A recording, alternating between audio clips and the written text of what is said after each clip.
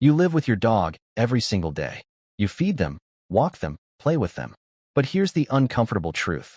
There are behaviors your dog shows you daily that you still don't fully understand. Not small things, not random habits, but precise, instinct-driven signals that come from thousands of years of evolution. And most people completely miss them. In fact, some of these behaviors are not just cute. They are communication. They are strategy. They are survival patterns. And once you understand them, you will never look at your dog the same way again. Let's break down the strange things dogs do and what they are really trying to tell you. Number 15. Why dogs eat grass. You're walking your dog. Everything seems normal. And suddenly, they lower their head and start eating grass like it's a full meal. Most people panic here. They assume one thing. My dog is sick. But that assumption is wrong most of the time. Because studies show something surprising. The majority of dogs that eat grass are not sick and don't vomit afterward. So what's really happening? Dogs are not strict carnivores. They are opportunistic omnivores, which means their bodies are designed to seek balance. Grass can provide fiber, support digestion, and even help regulate gut movement. But there's something deeper. This behavior is ancient. Wild ancestors of dogs didn't just eat meat. They consumed entire prey, including stomach contents filled with plants. So when your dog eats grass, they are not acting weird. They are acting exactly as nature designed them to. The only real danger? Chemicals, pesticides, fertilizers, treated lawns. That's where this harmless behavior becomes risky. Number 14. Why dogs tilt their head. You say something, and your dog tilts their head. It feels adorable, almost like they're trying to understand you. And here's the interesting part. They actually are. Dogs don't hear the world the way you do. Their ears are highly mobile and designed to capture sound direction precisely. When they tilt their head, they are adjusting sound input, trying to locate, focus, and separate your voice from background noise. But there's another layer. Your dog is reading your face. Their muzzle blocks part of their vision. So when they tilt their head, they are literally shifting their perspective to see your expressions more clearly. This is not random. This is active processing. Your dog is trying to decode you. Emotion, tone, intent. So the next time your dog tilts their head, understand this. They are not confused. They are focused. Number 13. Why dogs yawn. You think your dog is tired. They yawn. Simple, right? Not always. In the world of dogs, yawning is communication. It's what behavior experts call a calming signal, a way to reduce tension, avoid conflict, and signal peaceful intent. You'll see it in specific moments. At the vet, around strangers, when you raise your voice. Your dog isn't sleepy. They're uncomfortable, and they're trying to stabilize the situation. Even more interesting, dogs can respond to your yawn. If you yawn slowly, calmly, some dogs mirror it. Why? Because they recognize it as a signal of safety. This is emotional synchronization, and it's far more advanced than most people realize. Number 12. Why dogs roll in smelly things. You just bathed your dog. They smell clean, fresh, perfect. Then 5 minutes later, they roll in something disgusting and completely ruin everything. This isn't rebellion. This isn't bad behavior. This is instinct. While dogs use scent strategically, rolling in strong smells help them mask their identity, blend into the environment, and approach prey undetected. But there's another theory. Scent sharing. By collecting a smell and bringing it back, dogs may be communicating information to their group. Almost like, look what I found. So when your dog rolls in something awful, they are not being difficult. They are following ancient programming that training alone cannot fully erase. Number 11. Why dogs dig. Digging looks destructive, but it's actually purposeful. Dogs dig for multiple reasons, and context is everything. Sometimes, they are storing resources, burying food or toys for later. This is called caching behavior. Sometimes, they are regulating temperature, digging cool ground to lie in. And sometimes, they are trying to escape, not because they hate you, but because they are understimulated. A bored dog is a destructive dog. If your dog digs excessively, it's not random. It's feedback. They are telling you they need more physical activity or mental engagement.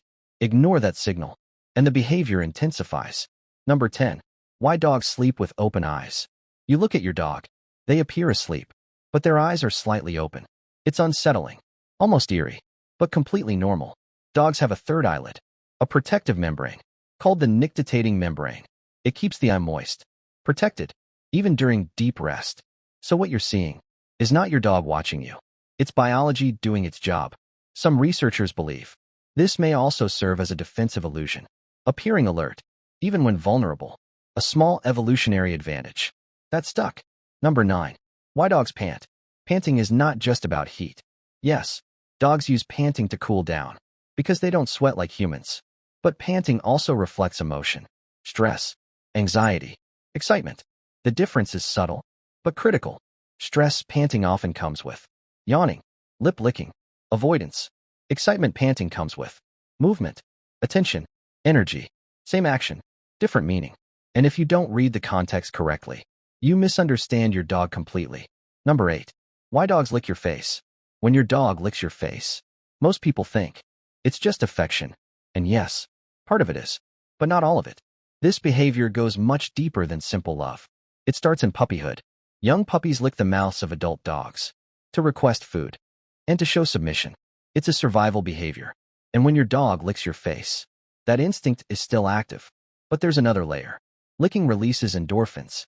It calms your dog down. It reduces stress and strengthens emotional bonding. So when your dog licks you, they are not just showing affection. They are regulating their own emotions through you. And yes, there's also a simple reason. Your skin carries salt, scent, and traces of food. To your dog, you are emotionally meaningful and physically interesting. Number 7. Why dogs circle before pooping. It looks strange, sometimes even unnecessary. Your dog spins in circles, over and over again, before finally settling. But this is not random behavior. This is preparation. First, safety. In that position, your dog is vulnerable. They can't run quickly. They can't defend themselves properly. So they scan the environment. Circle, observe, confirm. Second, communication. Dogs have scent glands in their paws. Every step leaves a chemical message. By circling, they are marking territory, sending signals to other dogs. And then, there's something even more surprising. Research suggests dogs prefer aligning their bodies with the Earth's magnetic field, north to south, which means that circling might actually be an internal navigation system, guiding them to the right position. Strange, but consistently observed. Number 6. Why dogs bring you their toys. You walk into the house, and your dog runs toward you, holding a toy, tail wagging, eyes locked on you. It feels like an invitation to play. And sometimes, it is. But often, it's something more meaningful. This is offering behavior. In a pack, sharing resources builds trust, strengthens bonds, creates cooperation.